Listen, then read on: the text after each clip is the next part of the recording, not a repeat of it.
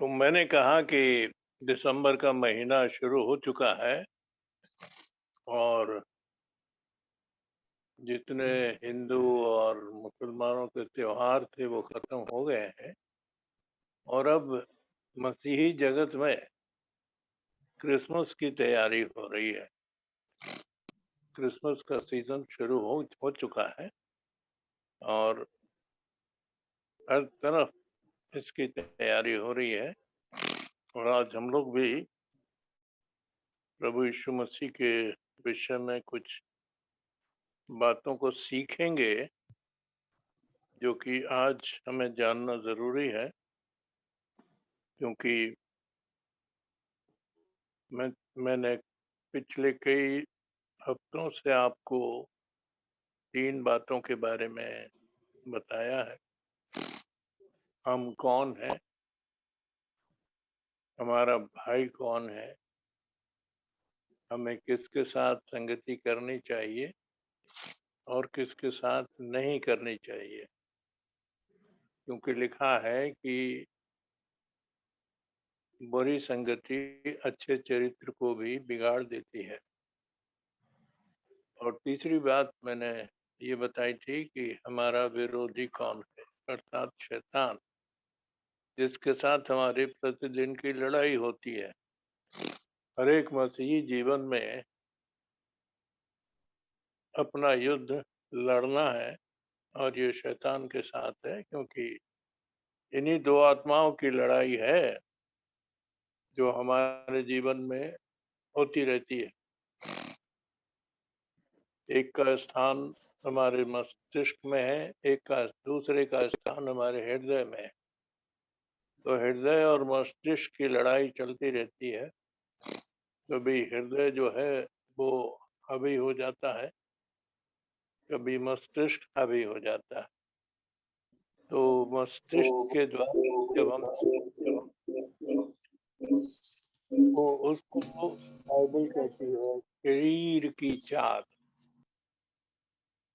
और अगर हम हृदय की आवाज को सुनते हैं और वो हमारे लाइफ को डोमिनेट करता है और हमारे जीवन का संचालन करता है, तो हम धर्मी कहलाते हैं और वो आत्मा की चाल कहलाती है।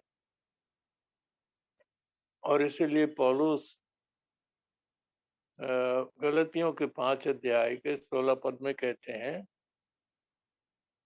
कि मैं कहता हूँ कि तुम आत्मा के अनुसार चलो, तो किसी रीति से शरीर की अभिलाषाओं को पूरा नहीं करोगे। ये दो हैं और वहां वो बताते हैं कि ये दोनों एक दूसरे के विरोधी हैं, कि जो कुछ तुम करना चाहो प्रभु के लिए वो न कर सको। शैतान हमेशा यही चाहता है और इसी की लड़ाई हमें लड़नी है। और आज हम इस बात को देखेंगे कि प्रभु यीशु मसीह का जन्म हाँ, क्यों हुआ हाँ, और कैसे हुआ। हाँ, और इसलिए मैंने चुन लिया है, जो मेरा आज का विषय है उसका टॉपिक जो है वो इस प्रकार से है, वर्जिनिटी एंड जीसस क्राइस्ट। प्रभु यीशु मसीह और कुंवारापन या कुंवारीपन। प्रभु यीशु मसीह का संबंध कुंवारेपन से क्या है, और हम बाइबल से देखेंगे 7 बातों को जो यीशु मसीह के जीवन से कुंवारेपन से संबंधित हैं। और आज उन लोगों के लिए है जो अपने आप को मसीह की दुल्हन समझते हैं, जो अपने आप को एंड टाइम बिलीवर समझते हैं, जिनको पूरा प्रकाशन मिला है वचन का, और जो रैप्चर में जाने की तैयारी कर रहे हैं। तो आज हम इस बात को देखेंगे कि सारा मसीही समाज तो अपने गिरजों को, घरों को सजाने में लगा है और यीशु मसीह को एक बच्चे के रूप में चरनी में रखा हुआ देखना चाहते हैं और उसके जन्म दिवस को मनाना चाहते हैं। लेकिन हमारे लिए क्रिसमस क्या मायने रखता है और हम जो अंतिम समय के विश्वासी हैं, हमारे लिए उसकी अहमियत क्या है? जो कि वर्जिनिटी के साथ एसोसिएटेड है, संबंधित है। तो इसके लिए मैंने यशायाह नबी की पुस्तक से उसके 7 अध्याय के 14 पद को और यशायाह नबी के 9 अध्याय के 6 पद को चुना है, जो कि हमारा टेक्स्ट होगा और इसी के आधार पर हम और बातों को देखेंगे। यीशु मसीह का जीवन और उसकी सेवा जो उसने 3.5 साल की सेवा इस पृथ्वी पर की है, उसका संबंध वर्जिनिटी के साथ कैसे है? How the life and teachings of Jesus Christ is associated with virginity. Virginity is important और इसका महत्व हमारे जीवन में क्या है, इसको भी आज हम लोग सीखने वाले हैं। तो पहले हम प्रभु के वचन में जाएंगे और यशायाह नबी के 7 अध्याय के 14 पद को मैं आपके सामने पढ़ता हूँ। यहाँ लिखा हुआ है, इस कारण प्रभु आप ही तुमको एक चिन्ह देगा। सुनो, एक कुमारी गर्भवती होगी और पुत्र जनेगी और उसका नाम इमैनुएल रखेगी। दूसरा स्थान जो मैंने चुना है वो है यशायाह नबी का 9वां अध्याय और उसका 6वां पद। ये दोनों ही प्रभु यीशु मसीह के विषय में है, क्योंकि हमारे लिए एक बालक उत्पन्न हुआ, हमें एक पुत्र दिया गया है और प्रभुता उसके कांधे पर होगी और उसका नाम अद्भुत, युक्ति करने वाला परमेश्वर, पराक्रमी परमेश्वर, अनंत काल का पिता और शांति का राजकुमार रखा जाएगा। ये भविष्यवाणी जो यशायाह नबी के द्वारा से हुई, तो लगभग 750 साल पहले, यीशु मसीह के जन्म से लगभग 750 साल पहले ये भविष्यवाणी की गई थी और इस्राएलियों को ये नहीं पता था ये भविष्यवाणी कब पूरी होगी। और जब पूरी हो गई तो भी उनकी समझ में नहीं आया। वो अपने व्यवस्था को बहुत अच्छी रीति से जानते थे और ये भविष्यवाणियां जो कि प्रभु यीशु मसीह के पहले आगमन से संबंधित थी, लगभग 153 है पुराने नियम में, जो प्रभु यीशु मसीह के पहले आगमन के विषय में की गई हैं भविष्यद्वक्ताओं के द्वारा। लेकिन उनमें से एक भी भविष्यवाणी पूरी होते हुए उन्होंने यीशु मसीह के जीवन में नहीं पाया। क्योंकि उनकी आंखें अंधी थीं और वे अपनी व्यवस्था से ऐसे बंधे थे और रीति रिवाजों में, पर्व त्योहारों में इतने लिप्त थे, इतने बंधे हुए थे कि वचन कैसे पूरा हो रहा है उनकी आंखों के सामने, उसे वे नहीं पहचान पाए। और ठीक वही दशा रही है सातों कलीसियाई काल में भी, और आज भी व्यावहारिक रूप से हम देख पाते हैं कि संस्थाई मंडलियां जो है, सारा संसार तो उस दुष्ट के वश में है ही। जैसा कि पहला यूहन्ना उसके 5 अध्याय के 19 पद में लिखा है कि हम जानते हैं कि हम कौन हैं, यानी एक विश्वासी कह रहा है। वहां यूहन्ना ने लिखा है, लेकिन ये हमारे विश्वासियों के लिए है कि हम जानते हैं कि हम कौन हैं, और सारा संसार उस दुष्ट के वश में पड़ा हुआ है। तो जो दुष्ट के वश में पड़ा हुआ है, तो उसकी आंखें तो अंधी हैं और वे बाइबल की बातों को नहीं समझ पाते। बहुत तेरे तो ऐसे हैं जो जानते ही नहीं कि कोई भविष्यवाणी भी है जो हमारे उद्धार से संबंध रखती है। और धर्मों ने अपने अपने तौर तरीके बना रखे हैं, अपने अपने सिद्धांत बना रखे हैं कि हमारा उद्धार कैसे होगा। ये उनके अपने धर्म की बात है। लेकिन अफसोस की बात है कि जो अपने आप को मसीही कहते हैं, वो भी नहीं जानते कि भविष्यवाणियां हमारे समय में कैसे पूरी हो रही हैं।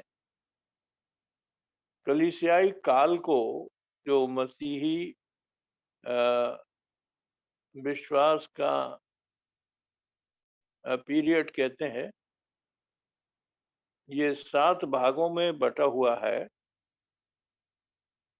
जो कि पेंटिकॉस्ट के समय से आरंभ होता है। कलीसिया का आरंभ पेंटिकॉस्ट से होता है और ये रैप्चर तक चलेगा, यानी जब कलीसिया यहाँ से उठा ली जाएगी। और ये 7 कलीसियाएं जो हैं, इनके अपने अपने युग हैं, समय है। ये 7वीं कलीसिया का युग है, जिसको कि हम लाउदीकिया मंडली का युग कहते हैं, और ये लगभग 1906 के आरंभ हुआ और अब लगभग 115 साल हो चुका है। लेकिन ज्यादा लंबा नहीं है ये, बहुत बहुत समाप्त होने पर है। और इसलिए ये हमारे लिए बहुत चेतावनी का समय है कि हम अपने आप को पहचानें कि हम कौन हैं और हमारा संबंध इस प्रभु यीशु मसीह के साथ क्या है। तो ये शायद भविष्यद्वक्ता ने ये भविष्यवाणी की थी कि एक कुंवारी गर्भवती होगी और एक पुत्र जनेगी और उसका नाम इमैनुएल रखा जाएगा। और उसका जो ट्रांसलेशन किया गया है, अर्थात परमेश्वर हमारे साथ। इमैनुएल का मतलब हुआ परमेश्वर हमारे साथ। तो परमेश्वर हमारे साथ रहा इस पृथ्वी पर मनुष्य के रूप में, लेकिन मनुष्य ने उसे नहीं पहचाना। बहुत थोड़े थे जिन्होंने प्रभु यीशु मसीह को पहचाना भी, लेकिन पूरी रीति से नहीं पहचाना। यहाँ तक कि यूहन्ना 6 के अनुसार हम देखते हैं कि जो 70 चेले ठहराए गए थे, जिनको यीशु मसीह ने 2-2 करके भेजा था, वे भी उल्टे पैर लौट गए और उसके बाद यीशु मसीह के साथ फिर कभी नहीं चले। जब यीशु मसीह ने कहा कि जीवन की रोटी मैं हूँ, जब तक तुम इस रोटी को नहीं खाओगे तुम्हारे अंदर जीवन नहीं है, और जब तक तुम मनुष्य के पुत्र के लहू को न पियोगे और उसके मांस को न खाओगे तुम्हारे अंदर जीवन नहीं आ सकता। उन्होंने उसे गलत समझा और ये समझा कि ये अपने सचमुच के मांस को खाने के लिए कह रहा है और सचमुच के लहू को पीने के लिए कह रहा है। तो ये तो नरभक्षक लोग ही कर सकते हैं, हम लोग नरभक्षक तो नहीं है। और इसलिए उसके सारे चेले वापस चले गए और केवल 12 बच गए। यूहन्ना के 6 अध्याय में अगर आप पढ़ेंगे तो आपको ये मिलेगा। और तब यीशु मसीह ने कहा ठीक है, वो तो आए थे रोटी खाने, और जब उनको असली रोटी दी गई तो वो खाया नहीं, वो तो भाग गए। क्या तुम लोग भी चले जाना चाहते हो? तो पतरस ने क्या उत्तर दिया कि हे प्रभु, अनंत जीवन की बातें तो तेरे ही पास है, हम कहाँ जाएं, किसके पास जाएं? तो जिनको अनंत जीवन चाहिए था वो तो रुक गए प्रभु यीशु मसीह के साथ। फिर भी हम देखते हैं कि उनके जीवन में भी पूरी रीति से प्रभु यीशु मसीह प्रकाशित नहीं हुआ था, क्योंकि अंतिम ब्यारी के समय जब प्रभु यीशु मसीह अंतिम ब्यारी मना रहे हैं, फसह का पर्व, तो उसने कहा कि आज तुम में से एक मुझे पकड़वाएगा और तुम सब मुझसे छोड़कर भाग जाओगे। तो सबने एक ही बात कही कि नहीं, हम लोग कभी नहीं छोड़ेंगे। वो पतरस ने कहा सब छोड़ जाए तो छोड़ जाए, मैं तुझे कभी नहीं छोड़ सकता। मुझे अगर मरना भी पड़े तो मैं अपनी जान देने के लिए तैयार हूँ। तो यीशु मसीह ने क्या कहा था कि आज रात मुर्ग बांग नहीं देगा जब तक कि तू 3 बार मेरा इनकार नहीं कर लेगा। जब तू 3 बार मेरा इनकार कर लेगा तब मुर्ग बांग देगा। और ऐसा ही हुआ कि जब यीशु मसीह का 3 बार उसने इनकार किया तो मुर्ग ने बांग दिया। और पतरस को याद आया कि अरे, यीशु मसीह ने तो कहा था ऐसी बात। और प्रभु ने भी घूम के उसकी तरफ देखा तो उसको बड़ी लज्जा आई और बाहर जाकर के वो फूट फूट के रोने लगा। तो उसके अंदर प्रेम तो था, लेकिन स्थिति ऐसी आ गई थी कि वो उस स्थिति से बचने के लिए उसने 3 बार इनकार कर दिया, लेकिन प्रभु ने उसे धिक्कारा नहीं, प्रभु ने उसे सजा नहीं दी। हाँ, इतना ही किया कि जी उठने के बाद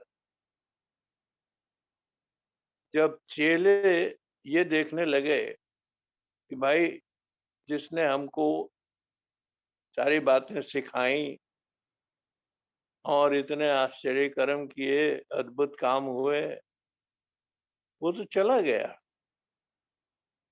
स्वर्ग पर चला गया। और इसलिए स्वर्ग पर जाने के पहले की बात है कि चेले कहने लगे आओ हम लोग मछली पकड़ने अपने पुराने धंधे में चले जाएं। और वो लोग मछली पकड़ रहे थे और यीशु मसीह आकर वहां खड़ा हो गया और रात भर इन्होंने मेहनत की, कोई मछली नहीं मिली। और तब यीशु मसीह ने कहा, भोर का समय हो रहा था, यीशु मसीह ने कहा हे बालकों, तुम्हारे पास कुछ खाने को है? तो उन्होंने कहा कि हम लोगों ने तो रात भर मेहनत की है, कुछ भी खाने को नहीं मिलेगा, अभी एक भी मछली नहीं पकड़ी है। लेकिन यीशु मसीह जहाँ खड़े थे वहां पर कोयले के ऊपर मछली भुनी जा रही थी। रोटी रखी थी और मछली भी थी। और यीशु मसीह ने उनसे कहा कि दाहिनी ओर जाल डालो तो पाओगे। तो उन्होंने कहा, रात भर तो हमने मेहनत की है, लेकिन तेरे कहने से डालते हैं। उन्होंने अभी तक नहीं पहचाना कि वो यीशु मसीह है जो उनसे बातें कर रहा है। और जब उन्होंने दाहिनी ओर जाल डाला तो इतनी मछलियां आ गई उसमें कि जाल फटने पर हो गया। और तब यूहन्ना ने पहचाना कि ये तो प्रभु है। और पतरस जल्दी से पानी में कूद गया क्योंकि वो नंगा था। और जब वे भोजन करने के लिए बैठे, मछली रोटी खाने के लिए, जो यीशु मसीह ने प्रोवाइड किया, तो यीशु मसीह ने 3 बार पतरस से पूछा कि हे पतरस, योना के पुत्र, क्या तू मुझसे प्रेम रखता है? उसने कहा, हाँ प्रभु, रखता हूँ। मेरी भेड़ों को चला। हे पतरस, तू मुझसे प्रेम रखता है? हाँ प्रभु, तू तो जानता है मैं तुझसे प्रेम रखता हूँ। मेरे मेमनों को चरा, मेरे मेमनों की रखवाली कर। और फिर तीसरी बार यीशु मसीह ने पूछा कि हे पतरस, योना के पुत्र, क्या तू मुझसे प्रेम रखता है? तो बड़ा उदास हुआ वो कि वो 3 बार क्यों पूछा? तो तुमने भी तो 3 बार इनकार किया था। और इसीलिए यीशु मसीह ने 3 बार उससे पूछा कि क्या तू मुझसे प्रेम रखता है? और पतरस कहता है मन में दुखी होकर के कि तू तो सब कुछ जानता है कि मैं तुझसे प्रेम रखता हूँ। और जब यीशु मसीह ऊपर उठा लिए गए तो 50वें दिन, उसके जी उठने के 50वें दिन, जब 120 जन ऊपर की कोठरी में थे, तो पवित्र आत्मा उन पर उतर आया। क्योंकि यीशु मसीह ने उनसे कहा था कि यरूशलेम को मत छोड़ना जब तक तुम ऊपर से सामर्थ ना पाओ, और तब तुम मेरे गवाह होगे। इसके पहले नहीं। बिना सामर्थ पाए तुम मेरी गवाही नहीं दे सकते हो। क्योंकि पवित्र आत्मा जब आएगा तो वही तुमको सिखाएगा कि तुम्हें क्या बोलना है और क्या नहीं बोलना है। और जब 120 जनों पर पवित्र आत्मा उतरा, अर्थात प्रभु यीशु मसीह पवित्र आत्मा के रूप में अपने चेलों के अंदर आ गया।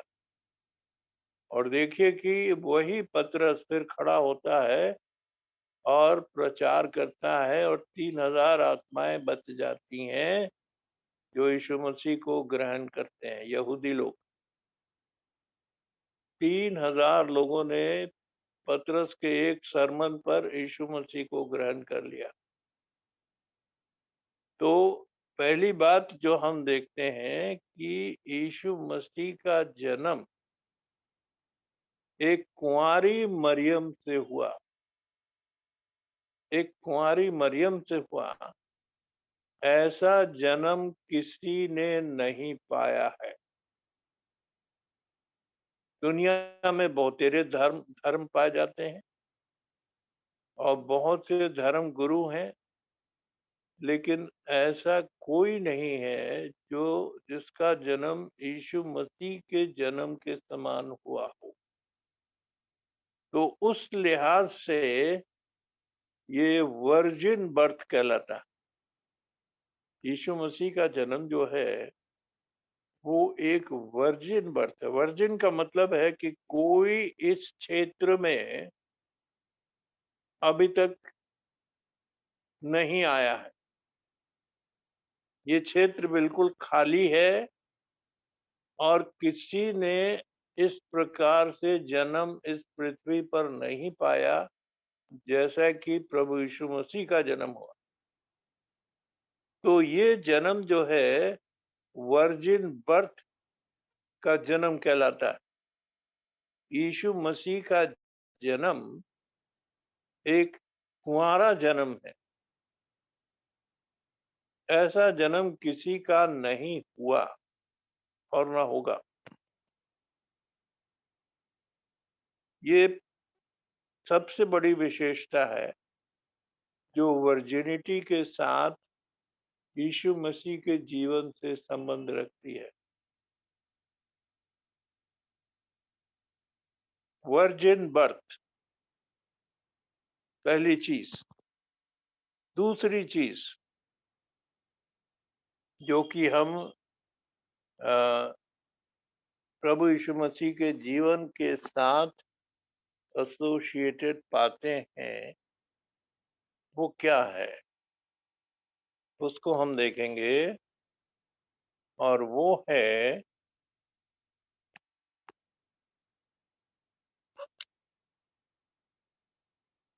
कि प्रभु यीशु मसीह जब इस दुनिया में आए तो एक ऐसे स्थान से आए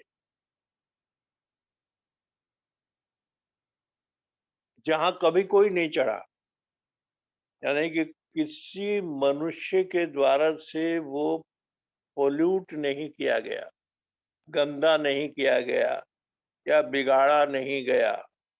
पवित्र स्थान से, उसको वर्जिन प्लेस कहते हैं, जिसको कि हेवन कहा गया, हेवन।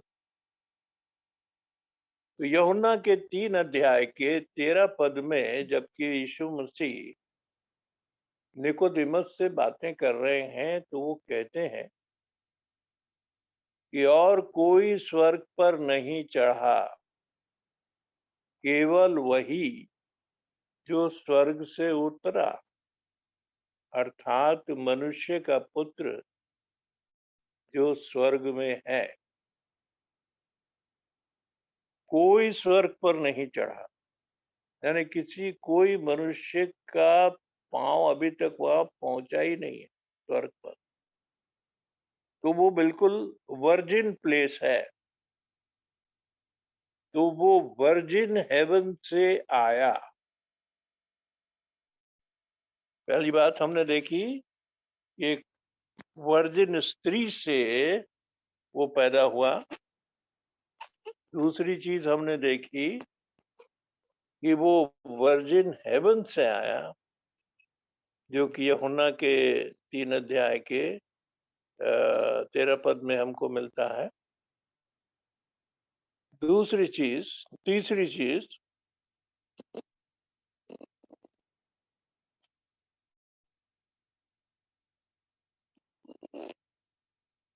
अब उसकी सेवा हम देखते हैं कि प्रभु यीशु मसीह ने एक सेवा करने के लिए जन्म लिया था, और वो अपनी सेवा को कई स्थानों में बताता है कि उसकी सेवा जो है वो किस लिए है, जो कभी किसी ने नहीं की, कभी किसी ने नहीं की। तो यीशु मसीह की मिनिस्ट्री जो है वो एक वर्जिन मिनिस्ट्री है।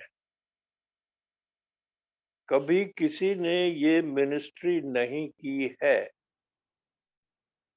और यीशु मसीह के शब्दों में अगर हम देखें तो मरकुस के 10 अध्याय के 45 पद में प्रभु यीशु मसीह कहते हैं कि मनुष्य का पुत्र इसलिए नहीं आया कि उसकी सेवा टहल की जाए, परंतु इसलिए आया कि वो आप दूसरों की सेवा टहल करे और बहुतों की छुड़ौती के लिए अपना प्राण दे। बहुतों की छुड़ौती के लिए अपना प्राण दे। ये है वर्जिन मिनिस्ट्री। कभी किसी धर्म गुरु ने, चाहे बौद्ध धर्म का हो, जैन धर्म का हो, हिंदू मत का हो, इस्लाम का हो, कभी किसी ने अपना जीवन पापियों को बचाने के लिए बलिदान होने को नहीं दिया। और प्रभु यीशु मसीह की सेवा जो थी वो वर्जिन मिनिस्ट्री है, उसको कहते हैं वर्जिन मिनिस्ट्री। हम देखेंगे यूहन्ना के सुसमाचार में प्रभु यीशु मसीह कहते हैं, यूहन्ना का सुसमाचार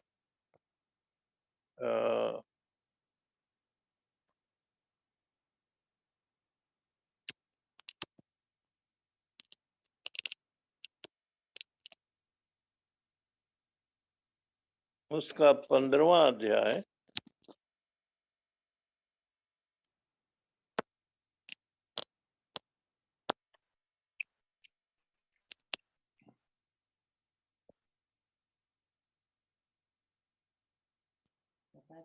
यूहन्ना रचित सुसमाचार उसका 15वां अध्याय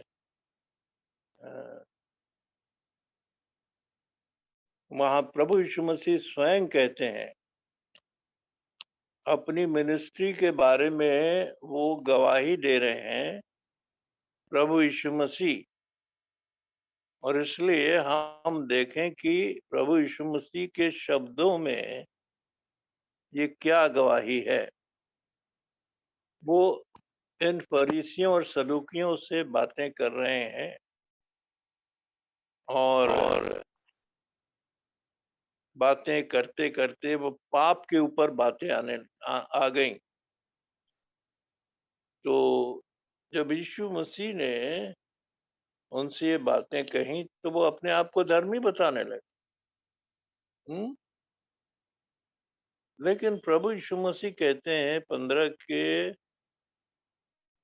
23 पद से मैं पढ़ता हूँ या 22 से पढ़ते हैं। यूहन्ना का 15 अध्याय 22, 23, 24। यदि मैं न आता और उनसे ये बातें न कहता तो ये पापी न ठहरते, परंतु अब उन्हें उनके पाप के लिए और कोई बहाना नहीं। जो मुझसे बैर रखता है और मेरे पिता को भी, वो मेरे पिता से भी बैर रखता है। यदि मैंने उनसे यदि मैं उनमें ये काम न करता जो और किसी ने नहीं किए। यीशु मसीह की गवाही है।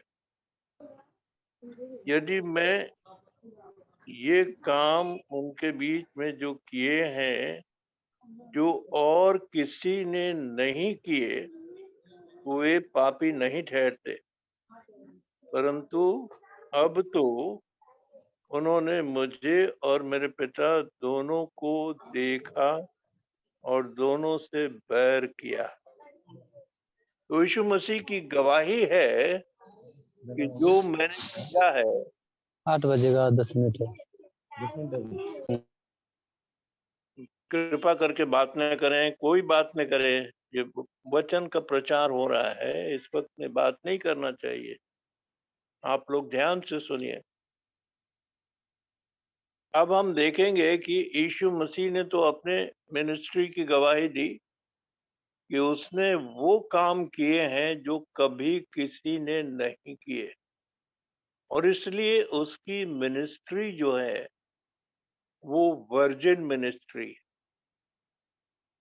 जो और किसी ने नहीं किया, इनकम्पैरेबल।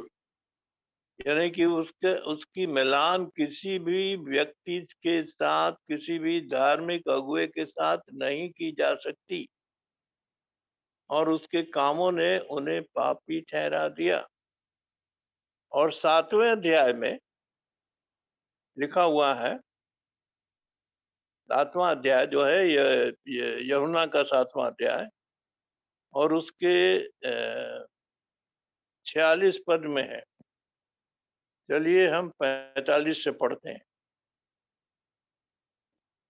तब सिपाही महायाजकों और फरीसियों के पास आए और उन्होंने उससे कहा,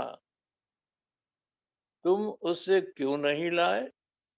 ये देखिए, ऐसा है कि फरीसियों ने और महायाजकों ने उन सिपाहियों को भेजा कि ये परब में आया हुआ है, इसको पकड़ लाओ। तो सिपाही आए यीशु मसीह को पकड़ने के लिए, लेकिन जब यीशु मसीह की बातें सुनी उन्होंने तो वो भी परिवर्तित हो गए। वो यीशु मसीह की बातों से इतने प्रभावित हुए कि अब देखिए सिपाहियों की गवाही क्या है।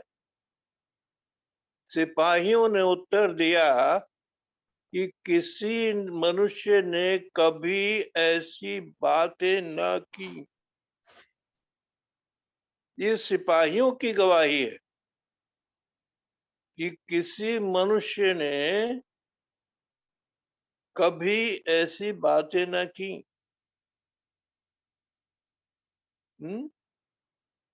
फरीसियों ने उनको उत्तर दिया, क्या तुम भी भरमाए गए हो? तुम भी कन्वर्ट हो गए? अरे तुमको भेजा था कि पकड़ के लाओ और तुम जाकर के वहां कन्वर्ट हो गए? इतने इतने प्रभावित हो गए तुम कि तुम उसको पकड़ के नहीं लाए?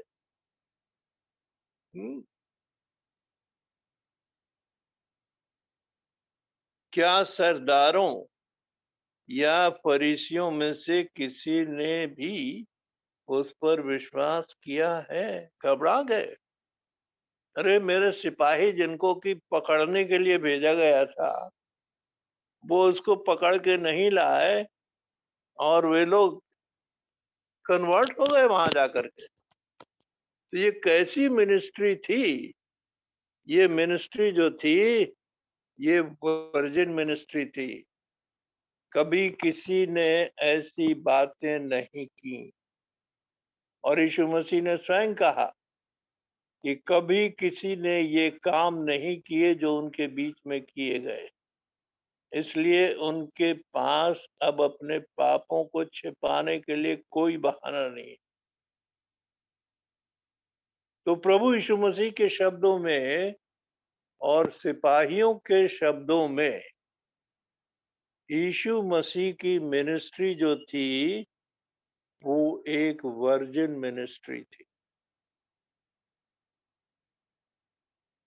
वो एक वर्जिन से पैदा हुआ, वो एक वर्जिन हेवन से आया और अब उसकी मिनिस्ट्री हम देख रहे हैं कि वो वर्जिन मिनिस्ट्री है।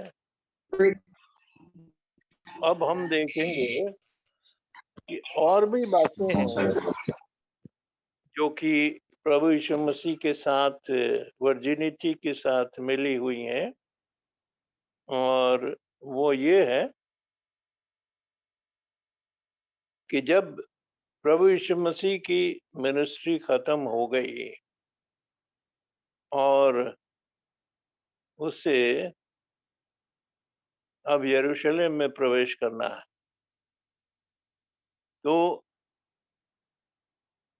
मीका के पुस्तक में लिखा हुआ है, जकरिया के पुस्तक में लिखा हुआ है 9 अध्याय में कि देख तेरा राजा एक गदही के बच्चे पर चढ़ा हुआ आता है। तो ये गदही का बच्चा जिस पर चढ़कर के प्रभु यीशु मसीह यरूशलेम में प्रवेश कर रहे हैं, तो ये गदही का बच्चा भी एक वर्जिन है। वर्जिन का मतलब कि कभी कोई मनुष्य ने उस पर उसका प्रयोग नहीं किया था, कोई उस पर बैठा नहीं था। और यीशु मसीह स्वयं कहते हैं जो हम देखते हैं कि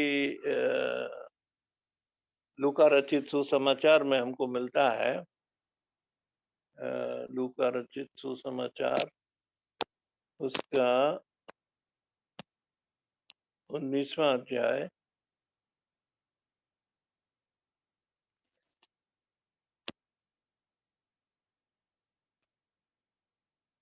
30वां पद।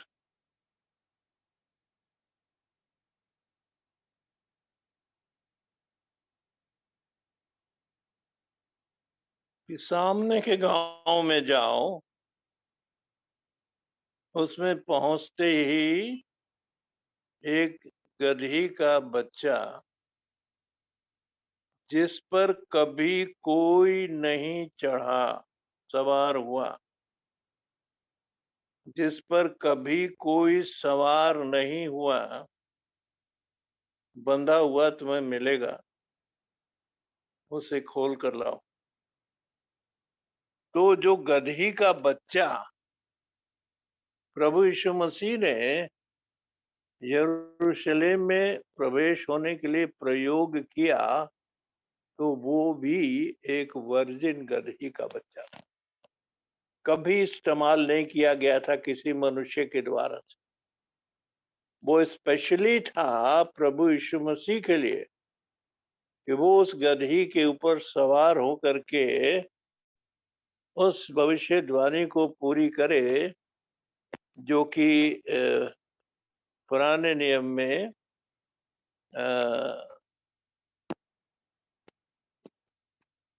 लिखा हुआ है। और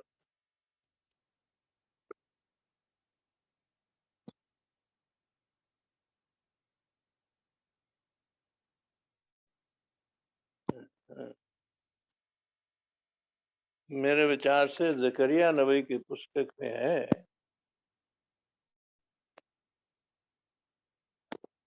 9 अध्याय के 9 पद में लिखा है, सियोन बहुत ही मगन हो, हे यरूशलेम जय जयकार कर, क्योंकि तेरा राजा तेरे पास आएगा, वो धर्मी और उद्धार पाया हुआ है,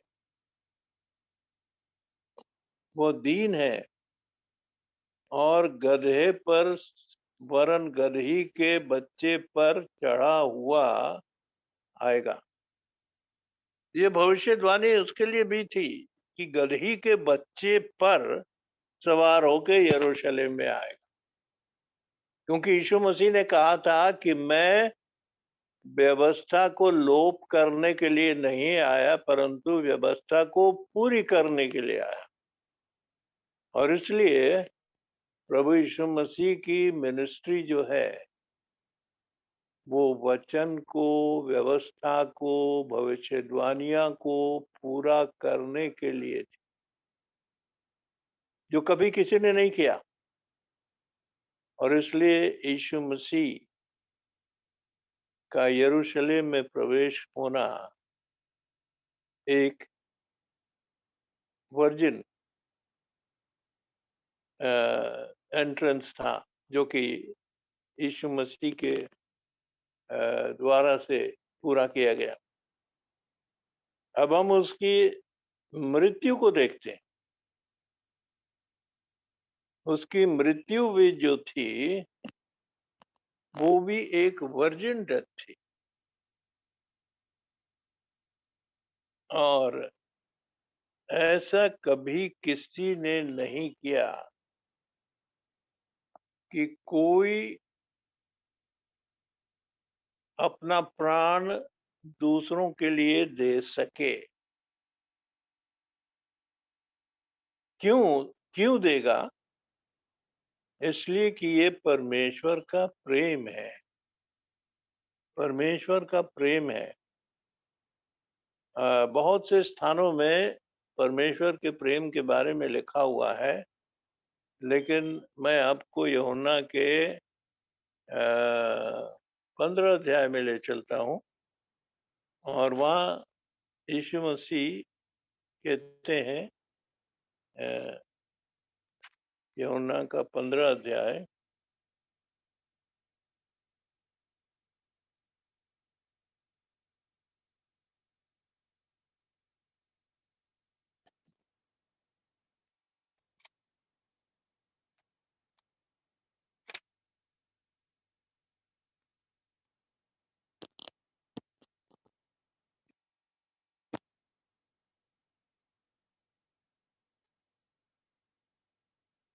यूहन्ना का 15 अध्याय, और यहाँ पर यीशु मसीह कहते हैं अ,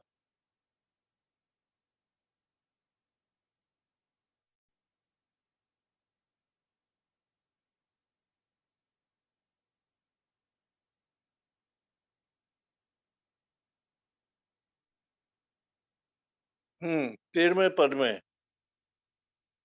इससे बड़ा प्रेम किसी का नहीं कि कोई अपने मित्रों के लिए अपना प्राण दे। इससे इसको मैं फिर से पढ़ दूं। इससे बड़ा प्रेम किसी का नहीं कि कोई अपने मित्रों के लिए अपना प्राण दे। ऐसा हिस्ट्री में हुआ ही नहीं कभी। इतिहास में कभी ऐसा हुआ ही नहीं कि कोई अपने मित्रों के लिए प्राण दे। और यूहन्ना 3:16 तो हम लोग सभी जानते हैं, संडे स्कूल में पढ़ाया जाता है, सब बच्चे इसको कंठस्थ करते हैं, हर एक क्रिश्चियन इसको जानता है, जहाँ लिखा है कि क्योंकि परमेश्वर ने जगत से ऐसा प्रेम किया कि उसने अपना इकलौता पुत्र दे दिया, ताकि जो कोई इस पर विश्वास लाए वो नाश न हो परंतु अनंत जीवन पाए। इस लिहाज से प्रभु यीशु मसीह की मिनिस्ट्री जो थी वो वर्जिन मिनिस्ट्री थी। कभी किसी ने अपने मित्रों के लिए अपना प्राण नहीं दिया था इस पृथ्वी के ऊपर, जिससे कि उनका उद्धार हो सके। जक्कई के घर में जब यीशु मसीह गया तो जक्कई तो के बारे में हम लोग जानते हैं, लूका के 19 अध्याय में आप लोग पढ़ सकते हैं, उसको मैं अभी पढ़ूंगा नहीं, कि जब जक्कई उसको अपने घर में ले गया तो यीशु मसीह के मुंह से कुछ शब्द निकले कि आज उद्धार इस घर में आया है। वो उद्धार कौन है? प्रभु यीशु मसीह। आज उद्धार इस घर में आया है। और जक्कई जो कि चीट करने वाला था, जहां 2 रुपया लेना वहां 4 रुपया लेने वाला था, टैक्स कलेक्टर था, बहुत बेईमानी करता था और बहुत धन उसने जमा कर लिया था, झूठ बोल बोल करके या बेईमानी करके, घूस ले ले करके, जैसे भी हो। अब उसका जीवन बिल्कुल परिवर्तित हो गया। और जब उसका जीवन बिल्कुल परिवर्तित हो गया तो यीशु मसीह कहता है आज उद्धार इस घर में आया है, क्योंकि मनुष्य का पुत्र खोए हुओं को ढूंढने और बचाने के लिए आया है। मनुष्य का पुत्र खोए हुओं को ढूंढने और बचाने के लिए आया है। और यूहन्ना के 10 अध्याय के 10 पद में यीशु मसीह कहते हैं, 10 अध्याय के 30 पद में, यूहन्ना रचित सुसमाचार उसका 10 अध्याय का 10 पद ही है, ठीक है। 30 पद में तो ये है कि मैं और पिता दोनों एक हैं, लेकिन 10 में है कि मैं इसलिए आया कि लोग जीवन पाए और बहुतायत से पाए। मैं इसलिए आया कि लोग जीवन पाए और बहुतायत से पाए। लेकिन इसी को अगर आप गीता से मिलाइए, जो हिंदू लोगों की एक धार्मिक पुस्तक गिनी जाती है गीता, तो महाभारत में जबकि अर्जुन का रथ हाँक रहे हैं कृष्ण जी, और अर्जुन मायूस हो गया देख करके कि अरे मेरे तीर तो मेरे भाइयों को लग रहे हैं और मेरे भाइयों को ही मैं मार रहा हूं, तो वो चुप हो गया और तीर चलाना बंद कर दिया। तब श्री कृष्ण ने उसको उपदेश जो दिया है उसको गीता कहा जाता है। तो गीता में श्री कृष्ण ने एक श्लोक कहा है, श्लोक तो मुझे याद नहीं लेकिन उसका भाव मुझे याद है कि जब जब इस दुनिया में पाप बढ़ जाता है तो मैं अवतार लेता हूं कि मैं पापियों का नाश करूं और धर्मियों को बचाऊं। अब इसको यीशु मसीह के स्टेटमेंट के साथ मिलाइए। यीशु मसीह ने कहा कि वैद्य भले चंगों के लिए नहीं परंतु उनके लिए होता है जो बीमार है। मैं तो पापियों को बुलाने आया हूं, मैं तो उनको बचाने के लिए आया, धर्मियों को नहीं, मैं पापियों को बचाने के लिए आया।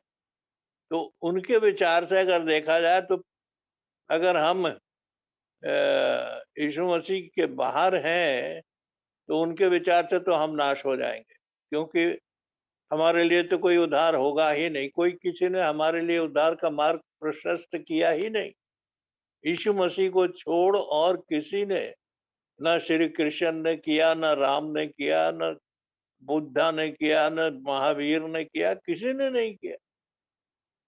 प्रभु यीशु मसीह का जीवन जो है, उसकी मिनिस्ट्री जो है वो वर्जिन मिनिस्ट्री, किसी की मिनिस्ट्री के संग इसको कंपेयर नहीं किया जा सकता है।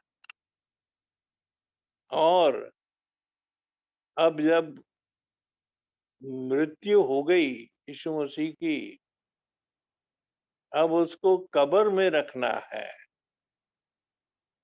अब जब कब्र में रखना है तो कब्र भी उसको कैसी मिली, जिसमें कभी कोई नहीं रखा गया था, वर्जिन टूम्ब। यीशु मसीह जब रखे गए तो एक ऐसी टूम्ब में रखे गए जिसमें कि कभी कोई नहीं रखा गया था। हम देखेंगे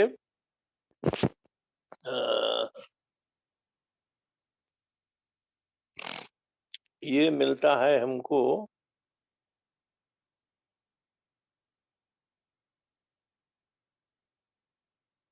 लूका के 23 अध्याय में और उसके 53 पद में। लूका का 23 अध्याय उसका 53 पद।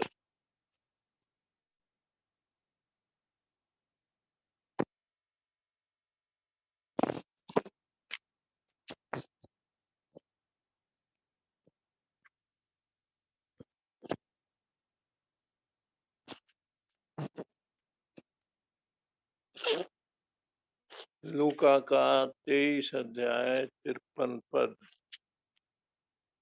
मुझे देखने में थोड़ी दिक्कत हो रही है।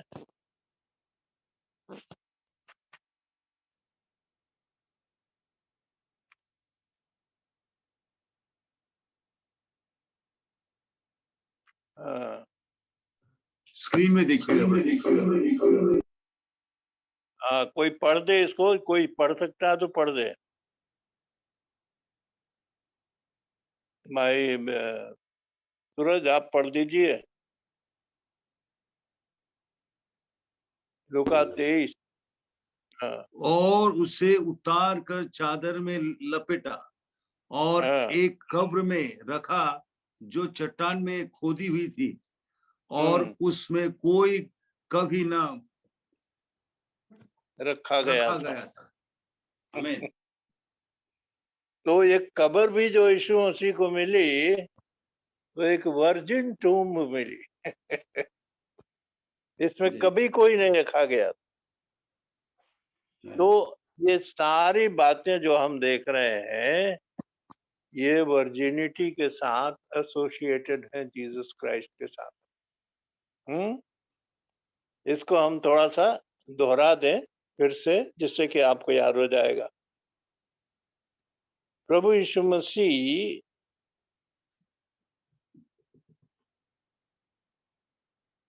एक यशायाह नबी के पुस्तक के अनुसार जो 7वां अध्याय में पढ़ा था, उसका 14 पद और उसके 9 अध्याय के के 6 पद को, तो प्रभु यीशु मसीह का जन्म एक वर्जिन स्त्री से हुआ था, मरियम जिसका नाम था, और कभी कोई मनुष्य इस प्रकार से जन्म नहीं पाया, इसलिए वो वर्जिन बर्थ कहलाता। दूसरा हमने देखा कि he came from a virgin heaven, यूहन्ना 3:13, और कोई स्वर्ग पर नहीं चढ़ा, केवल वही जो स्वर्ग से उतरा, अर्थात मनुष्य का पुत्र जो स्वर्ग पर है। तो यीशु मसीह एक ऐसे हेवन से आया जहां किसी मनुष्य का पांव नहीं पहुंचा था। दूसरी चीज, तीसरा,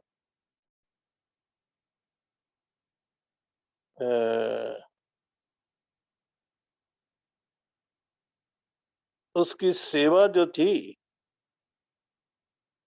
वो भी एक वर्जिन सेवा थी। हमने देखा कि सिपाहियों ने क्या कहा, और यीशु मसीह स्वयं ने कहा मत्ती के 15 अध्याय के 24 पद में कि यदि मैंने उनके बीच में ये काम न किए हुए थे जो और किसी ने नहीं किए हैं, तो इनको अपने पापों को छिपाने के लिए कोई अब जरिया बाकी नहीं है। ये साबित हो गया है कि ये पापी हैं, ये अविश्वासी हैं। और सिपाहियों ने भी कहा कि कभी किसी मनुष्य ने ऐसी बातें नहीं की हैं।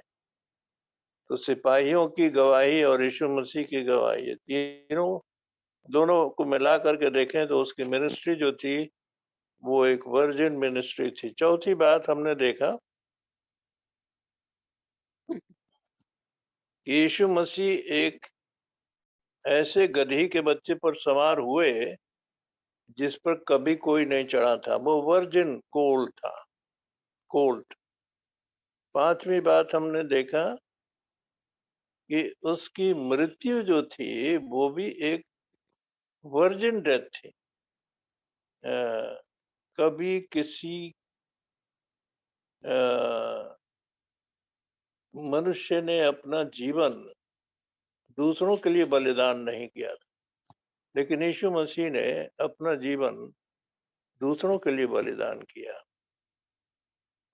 मरकुस का 10:45 में हमने सुना कि मनुष्य का पुत्र इसलिए नहीं आया कि उसकी सेवा टहल की जाए, पर इसलिए आया कि वो आप दूसरों की सेवा टहल करे और बहुतों की छुड़ौती के लिए अपना प्राण दे।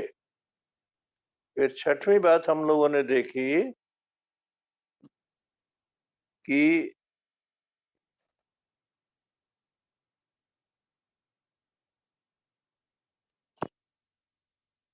यीशु मसीह एक ऐसी कब्र में रखे गए जो कि जिसमें कभी कोई नहीं रखा गया था। और फिर सातवीं बात हमने देखी कि उसका रिजरेक्शन जो था, यानी यीशु मसीह का जी उठना भी एक वर्जिन रिजरेक्शन। वर्जिन रिजरेक्शन से मतलब क्या है?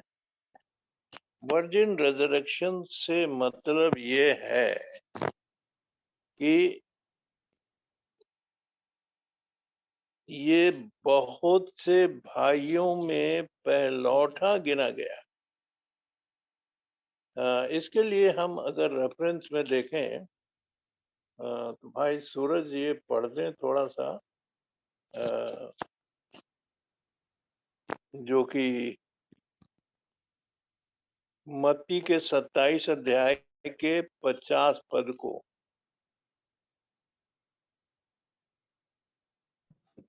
मत्ती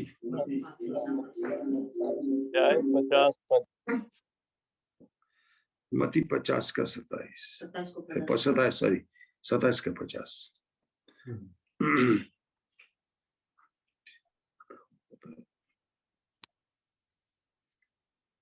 मत्ती 27 का 50 जी मैं पढ़ रहा हूं। यह लिखा है 27:50।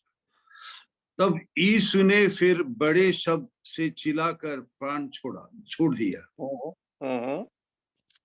और देखो मंदिर का पर्दा ऊपर से नीचे तक कर दो टुकड़े हो गए और धरती डोल गई और चट्टाने तड़क गई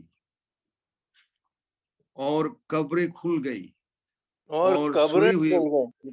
हाँ, और कब्रें सोए खुल हुए। गई हाँ, और सोए हुए पवित्र लोगों की बहुत लोथें जी उठी जी उठी। और हाँ, उसके जी उठने के बाद वे कब्र में से निकलकर पवित्र नगर में गए और बहुतों को दिखाई दिए। बस यहाँ हम देखते हैं कि यीशु मसीह के प्राण छोड़ने के समय, जब उसने प्राण छोड़ा, जब ये कहा कि पूरा हुआ, ए पिता मैं अपने आत्मा तेरे हाथ में सौंपता हूँ, बोल करके उसने प्राण त्याग दिया। और जैसे प्राण त्यागा, मंदिर का पर्दा दो हिस्सों में फट गया अपने आप, धरती डोल उठी, चट्टाने तड़क गई और अंधेरा छा गया था। उसके मृत्यु तक अंधेरा छाया रहा था और कब्रें खुल गई। कब्रें खुल गई और पुराने नियम के जो संत लोग थे वो जीवित हो गए, लेकिन कब्रों में से निकले नहीं। ये ध्यान देने की बात है। जीवित हो गए लेकिन निकले नहीं। अब 3 दिन तक वो कब्रों में ही पड़े रहेंगे और यीशु मसीह के जी उठने के बाद वो कब्रों में से निकले। नहीं तो उस वक्त अगर वो निकल जाते तो वो पहलौठे हो जाते। लेकिन यीशु मसीह सबसे पहले मुर्दों में से जी उठे हैं और कब्रों में से निकले हैं। उसके बाद ये संत लोग भी निकले और बहुतों को दिखाई दिए। इस लिहाज से यीशु मसीह का रेजरेक्शन जो था वो भी एक वर्जिन रेजरेक्शन हुआ। और एक स्थान और हम देखेंगे, रोमियो का 8 अध्याय 29 पद पढ़ते हैं। रोमियो का 8 अध्याय 29 पद।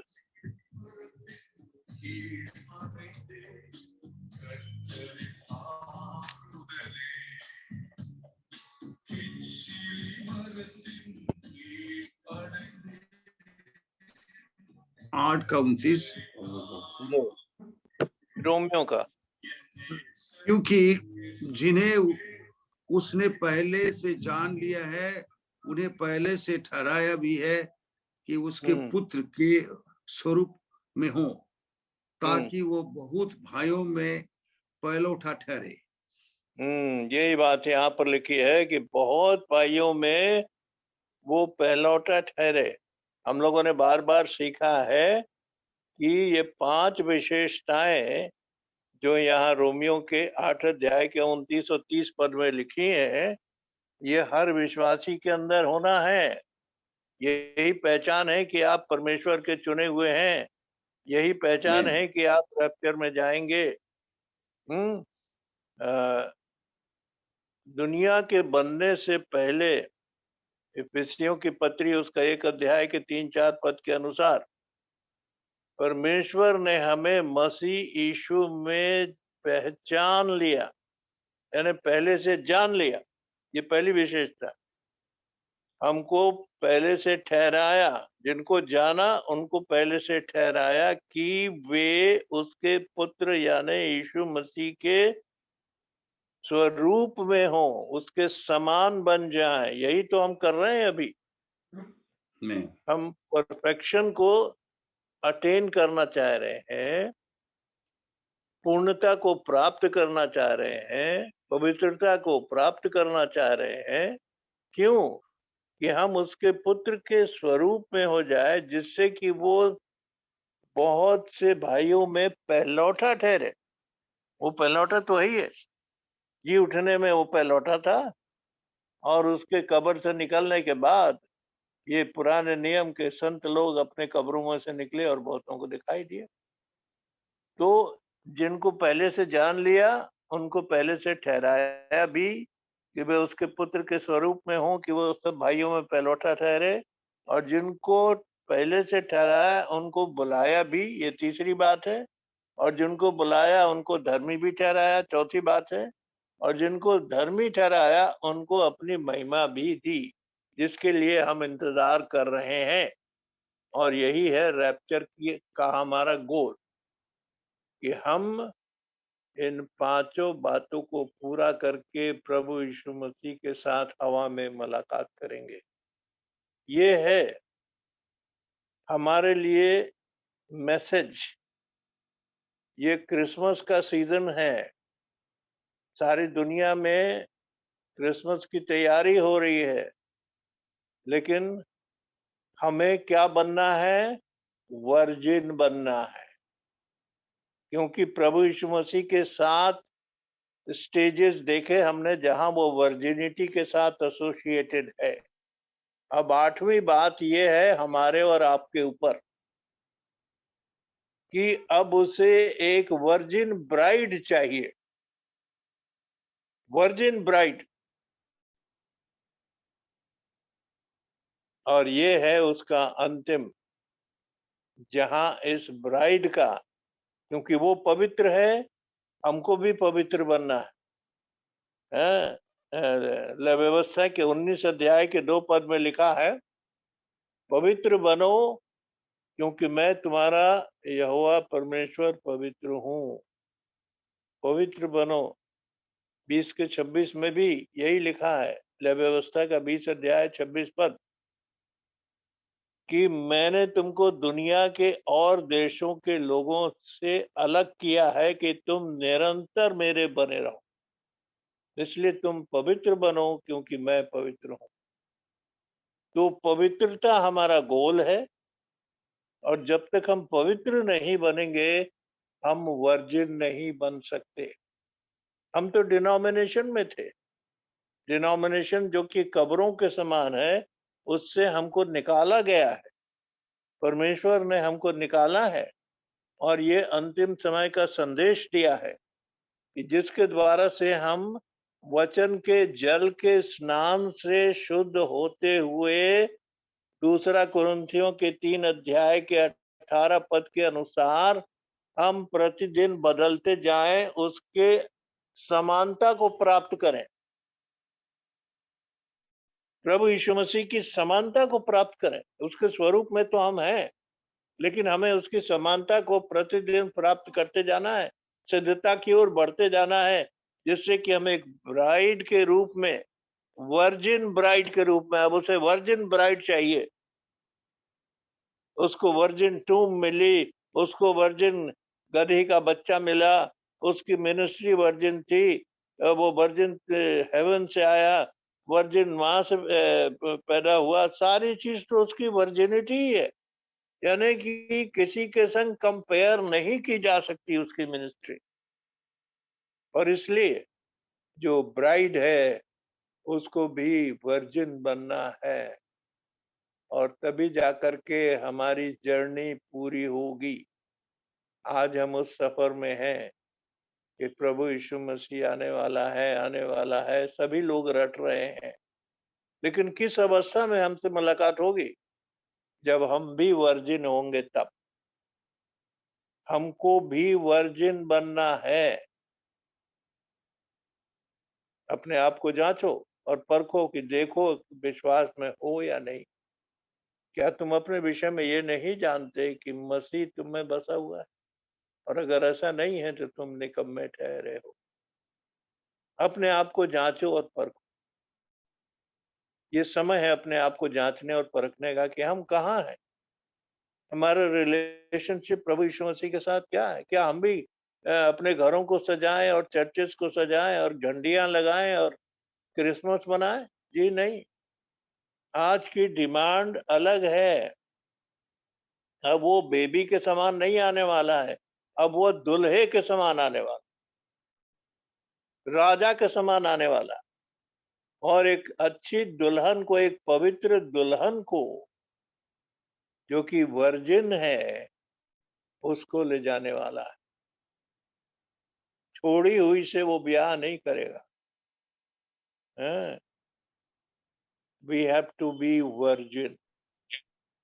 जब हम वर्जिन हो जाएंगे, पवित्र बन जाएंगे, सिद्ध बन जाएंगे, प्रभु यीशु मसीह ने कहा ना मत्ती के 5:48 में, सिद्ध बनो जैसा तुम्हारा स्वर्गीय पिता सिद्ध है। सिद्धता का प्रमाण क्या है?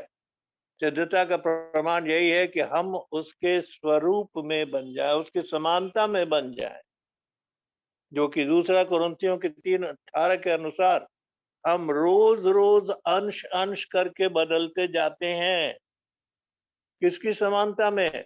प्रभु यीशु मसीह की समानता में, कि वो सब भाइयों में पहलौठा हो, और तब जाकर के प्रभु यीशु मसीह की इच्छा पूरी होगी। उसने हमेशा अपने आप को वर्जिनिटी के साथ एसोसिएट किया है, और अब भी वो एक वर्जिन ब्राइड चाहता है।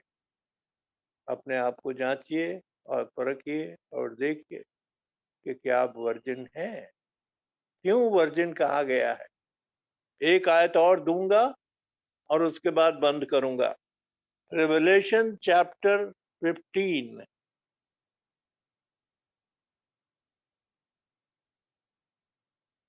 नहीं मेरे ख्याल से 14 होना चाहिए।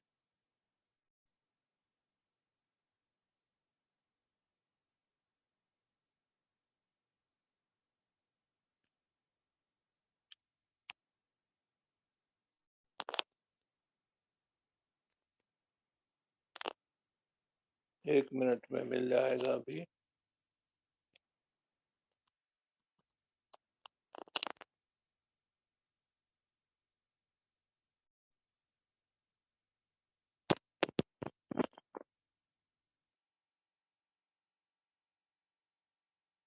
प्रकाशित वाक्य और उसका 14 अध्याय, उसके पहले 4 पद हम पढ़ेंगे। क्या लिखा है? फिर मैंने दृष्टि की और देखो, वो मेमना सिय्योन पहाड़ पर खड़ा है, और उसके साथ 1,44,000 जन हैं, जिनके माथे पर उसका और उसके पिता का नाम लिखा हुआ है। और स्वर्ग में से मुझे एक ऐसा शब्द सुनाई दिया जो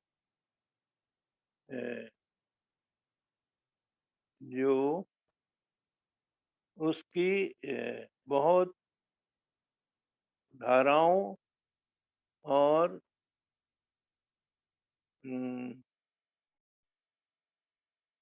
बड़े गर्जन का सा शब्द था।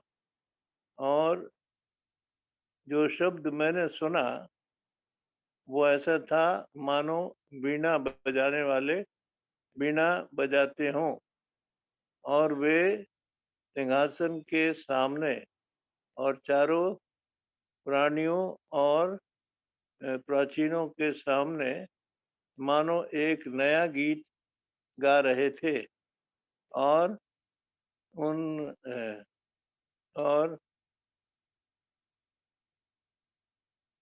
1,44,000 जन को छोड़ जो पृथ्वी पर से मोल लिए गए थे, कोई वो गीत ना सीख सकता था।